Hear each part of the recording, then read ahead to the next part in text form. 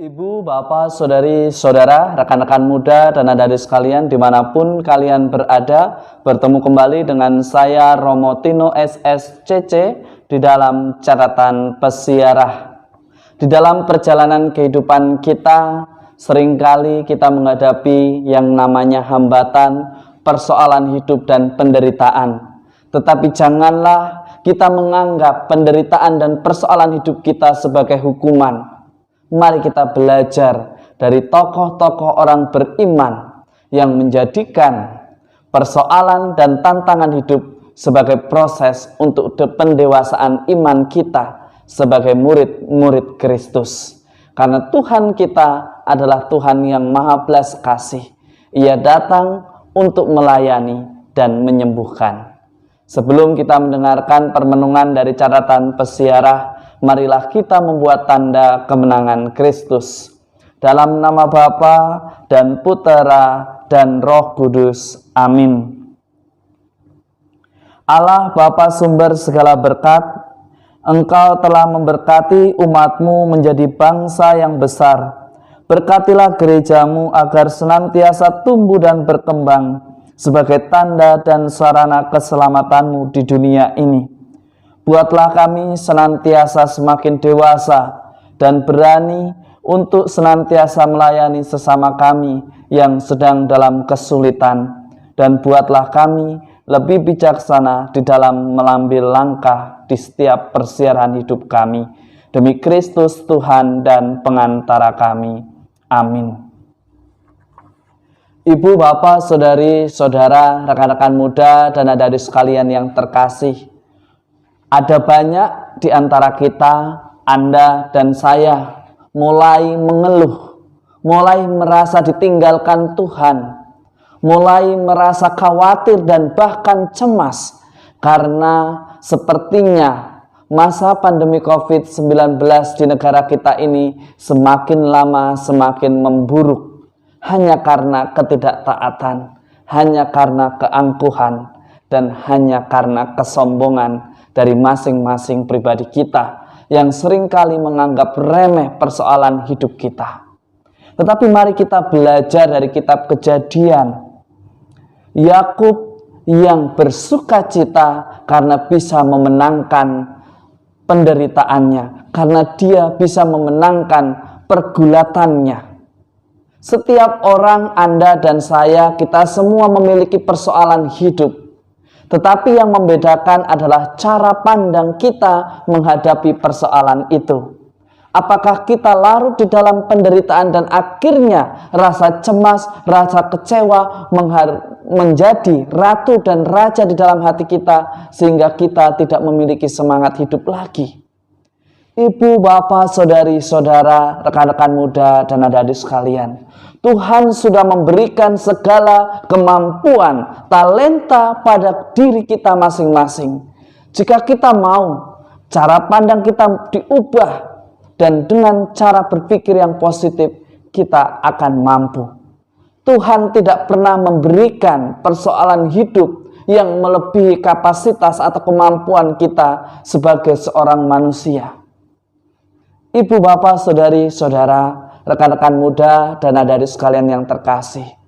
Sikap yang diambil oleh Yakub untuk menghadapi, akhirnya ia memenangkannya dengan sukacita. Jika kita mau untuk dipulihkan dan disembuhkan, maka ambillah sikap untuk senantiasa berpikir positif, bersukacita, berbahagia, mengikuti proses dengan sukacita. Anggaplah penderitaan ini sebagai cara kita ambil bagian di dalam memikul salib Yesus. Percayalah, di dalam iman kita memiliki kekuatan, di dalam iman kita akan disembuhkan. Di dalam Injil hari ini, kita mendengar bagaimana Yesus yang hadir di dalam pelayanan. Wajah belas kasih Allah sungguh tampak nyata di dalam pelayanan Tuhan Yesus. Hari ini kita semua dipanggil yang mengaku diri sebagai orang beriman, yang mengenal Tuhan untuk melayani. Semua orang saat ini takut dan bersembunyi, bahkan menjadi sakit karena kekhawatiran dan ketakutan yang dibiarkan merajai hati kita. Ibu, bapak, saudari, saudara, rekan-rekan muda dan adik-adik sekalian yang terkasih, di dalam iman, mari kita belajar untuk membawakan saudara-saudari kita. Beriman berarti kita dipanggil untuk melayani. Melayani yang seperti apa? Kalau kita memiliki badan yang lemah, yang rentan, kita bisa melayani sesama kita melalui video call, telepon, WhatsApp, bahkan kita bisa membawa mereka di dalam doa. Jika kita memiliki kemampuan dan kapasitas untuk melayani, layanilah dengan sukacita.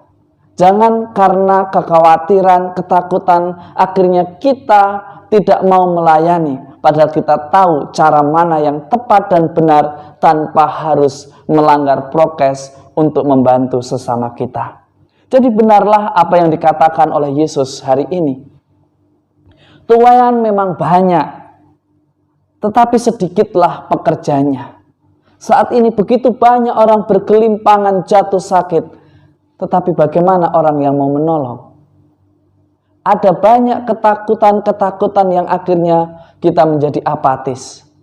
Benar, mungkin saudara-saudari kita terpapar karena keegoisannya, karena kecuekannya, karena ketidakpeduliannya. Tetapi apakah kita membiarkan saudara kita ini semakin terpuruk? Tidak. Yesus memanggil kita semua untuk melayani. Beriman berarti kita berani untuk melayani dengan cara yang tepat, dengan cara yang benar, tanpa harus melanggar protokol kesehatan ataupun membahayakan diri kita sendiri. Tuhan sudah memberikan kemampuan kepada Anda dan juga saya dan kita semua untuk saling mendukung bahu-membahu, untuk senantiasa bertumbuh dan membebaskan dunia kita dari sakit pandemi COVID-19 ini. Mari kita jadikan kehadiran kita sebagai berkat dan terang. Dan semoga berkat Tuhan senantiasa melindungi dan memberkati kita semua dalam nama Bapa dan Putera dan Roh Kudus. Amin. Ibu, bapak, saudari-saudara, rekan-rekan muda dan adik-adik sekalian yang terkasih.